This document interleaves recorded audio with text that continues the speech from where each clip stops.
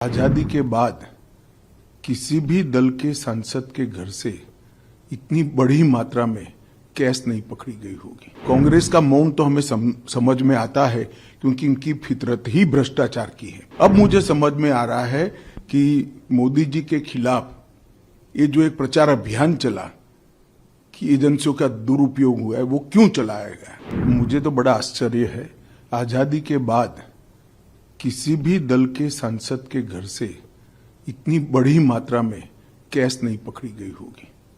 सैकड़ों करोड़ों रुपए का कैश सांसद के घर से मिलता है और पूरा इंडी अलायंस मौन है इस करप्शन पर।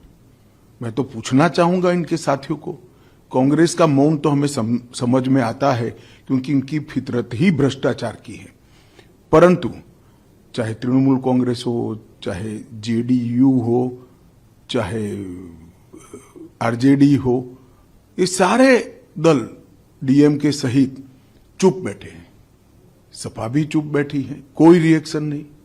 अब मुझे समझ में आ रहा है कि मोदी जी के खिलाफ ये जो एक प्रचार अभियान चला कि एजेंसियों का दुरुपयोग हुआ है, वो क्यों चलाया गया। क्योंकि इनके जहन में एक डर था कि हमारे करप्शन के सारे कच्चे चिट्ठे खुल जाएंगे, और मैं मानता हूं कि ये उचित ही हुआ है। जिस प्रकार से इतनी विपुल मात्रा में भ्रष्टाचार झारखंड जैसे गरीब राज्य में हो रहा है, वो आंख खोलने वाला है।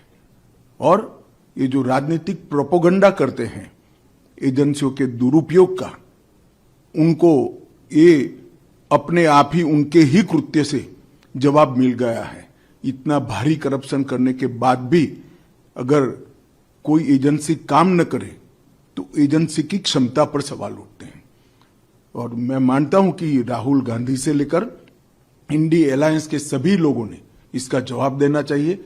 भारतीय जनता पार्टी ये मसले को बहुत नीचे तक, इस देश के जन जन तक ले जाएगी और जागरूकता लाने का प्रयास करेगी। हमारी लड़ाई 2014 से भ्रष्टाचार के खिलाफ है। ढेर सारे कदम नरेंद्र मोदी सरकार ने उठाए हैं, प्रधानमंत्री जी ने उठाए हैं, और इस दिशा में हम जन जागृति लाकर इसको जरूर लोगों तक पहुंचाएंगे। हमसे जुड़े रहने के लिए हमारे YouTube चैनल को सब्सक्राइब करें और नई वीडियो की नोटिफिकेशन के लिए बेल आइकॉन को दबाएं।